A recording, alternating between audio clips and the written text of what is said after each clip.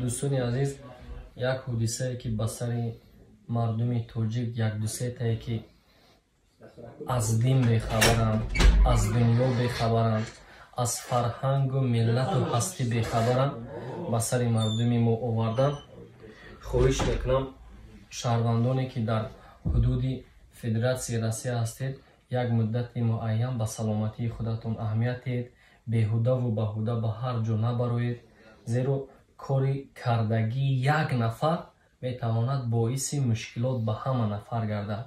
و خواهش میسازم پیش از اونی که خدا عقلتون داده است یک کار رو انجام میتید، به خاطر $5000 $10000 آبی چشم پدر و مادر رو میریزونه، میان اویله رو میشکنه.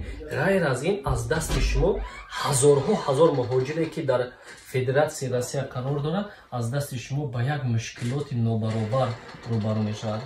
از این خاطر خواهش میسازم هر جا باشه همون تلگرام گروپ هایی که وجود دارن مردم رو بخبران، بعضا نفرهایی که خداگاه نیستن و از خدا هم نمیترسن دعوت میکنن، همه چیزا با اهمیت ندید. باور نکنید یگون وقت یگون چیز با همه چیز مفت تیز میبیاد تیز میرود.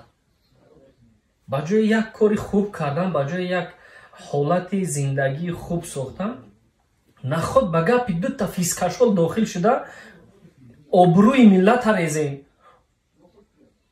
باور کنید این کاری کردگی اینها بنیاد سنگین است، لیکن من با نشود که باز خطا باشد از طرف مردم ما.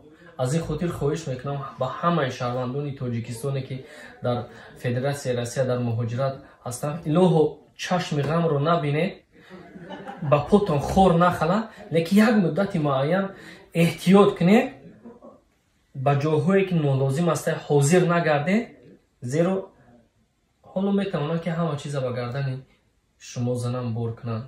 همه خیلی است. با گپی هر کس هم گوش نکنید. از این خاطر فکر اویلاتون، فکر پدر و مادرتون، فکر فرزندتون و فکر آبرویتون رو ندید. گپ یک فیسکشوال گوش کرده با هر خیل کارهایی که به شما وابستگی ندارد داخل نشوید. خواهش.